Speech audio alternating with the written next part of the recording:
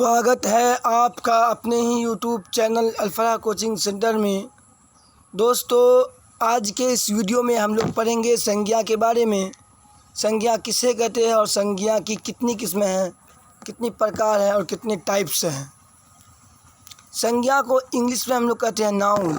संज्ञा को क्या कहेंगे? इंग्लिश में नाउन और उर्दू में इसम। ये संज्ञा, इसमें नाउन सभी क्लास के लिए इम्पोर्टेंट है, लाभदायक है, फ़ायदेमंद है। ऑल क्लास इज़ रिक्वायर्ड, सभी क्लास के लिए, मैट्रिक, इंटर, क्लास 10, 12 सभी के लिए। सहायक उर्दू अनुवादक के मेंस एग्ज़ाम में जो हिंदी से उर्दू ट्रांसलेट है उसके लिए भी ये फ़ायदा हुआ। तो हम नाउन, संज्ञा, इसमें के बारे में पढ़ेंगे। किसी व्यक्ति के माने होता है उर्दू में शख्स या आदमी। वस्तु के माने चीज़, स्थान के माने जगह के नाम को संज्ञा कहते हैं। किसी व्यक्ति, वस्तु, स्थान के नाम को क्या कहते हैं? संज्ञा कहते हैं। दुनिया में जितना भी चीज़ है सब संज्ञा है। जैसे कलम, किताब, घोड़ा, आदमी, सब संज्ञा है। रहमान, रहीम, साजिद, राम, रहीम सभी संज्ञा हैं। इसको अगर उर्दू में बोलेंगे इसमें किसी व्यक्ति की जगह लगा देंगे सिर्फ आदमी। किसी आदमी, वस्तु के यानी चीज़, स्थान का जगह, किसी आदमी, चीज़, जगह के नाम को इसमें कहते हैं। अर्थ के विचार से संज्ञा के 5 भेद हैं। माने के एतबार से इसमें की 5 किस्में हैं। माने के एतबार से इसमें की 5 किस्में हैं। अर्थ के विचार से संज्ञा के 5 भेद हैं, 5 प्रकार हैं, 5 किस्में हैं। नंबर 1 व्यक्तिवाचक। व्यक्तिवाचक को बोलेंगे इसमें मार्फा या ख़ास। नंबर 2 जातिवाचक। जातिवाचक को उर्दू में बोलेंगे इसमें नकरा या आम। भाववाचक, इसको बोलेंगे इसमें कैफियत। समूहवाचक, इसको बोलेंगे इसमें जमा।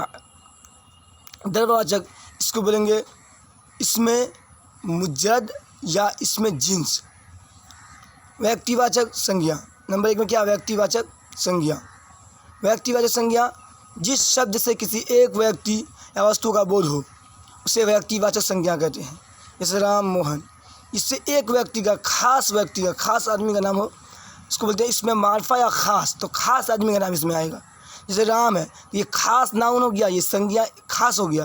अगर बोलेंगे हम राम, रहमान, ये सब नाम हो गया, इसी आदमी को बोल देगा, लड़का बोल देगा, वो इसमें जातिवाचक संज्ञा हो जाएगा। वो क्या हो जाएगा?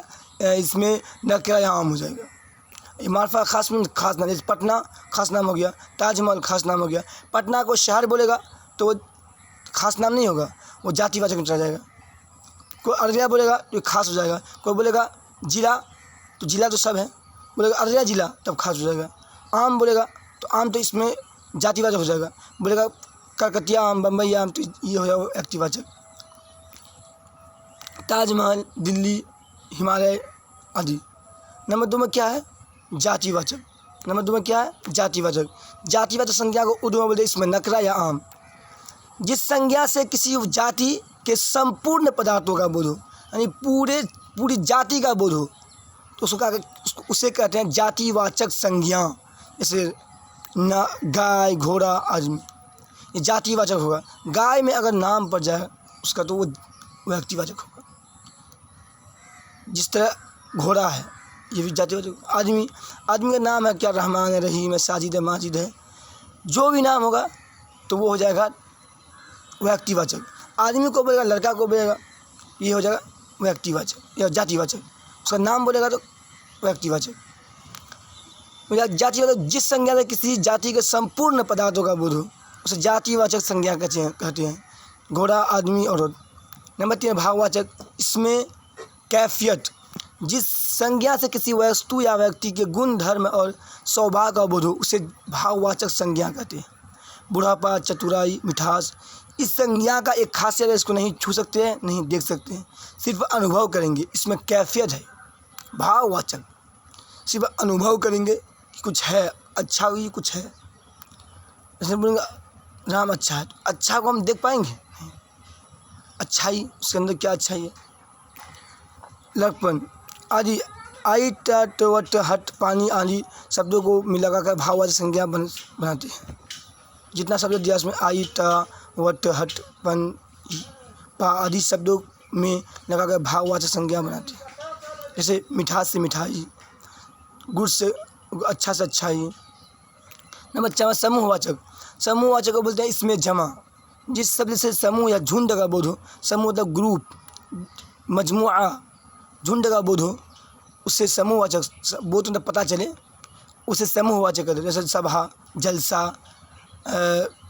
टीम, भीड़, समूहवाचक संज्ञा हो जाएगा।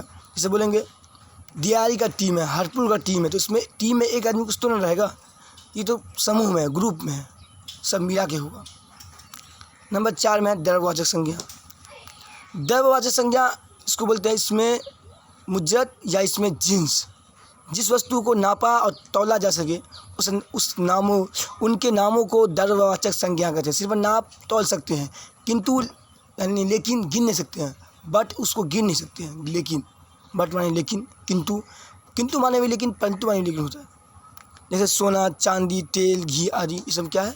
द्रव्यवाचक संज्ञा है, जिसको हम गिन सकते हैं नहीं नाप सकते हैं, तौल सकते हैं, सिर्फ गिन नहीं सकते हैं उसको, और उसको हम क्या बोलते हैं? उसको भाववाचक, द्रव्यवाचक संज्ञा। ये वीडियो कैसा लगा आप ज़रूर कमेंट में बताइएगा। इसी तरह का वीडियो पाने के लिए मेरे YouTube channel Al Falah coaching centre को सब्सक्राइब करें और बेल आइकन दबाएं मेरे वीडियो का नोटिफिकेशन पाने के लिए। वीडियो कैसा लगा? अगर वीडियो अच्छा लगा तो वीडियो को लाइक करें, अन्यथा अनलाइक भी कर सकते हैं आप अपना राय मशवरा ज़रूर कमेंट में दें। इसमें कोई भी तकलीफ़ दिक्कत हो समझने में तो आप बराए मेहरबानी मेरे नंबर से भी कॉल कर सकते हैं। नंबर डिस्क्रिप्शन में दिया रहेगा। मिलते हैं अगले वीडियो में, जब तक के लिए बाय, थैंक यू, शुक्रिया।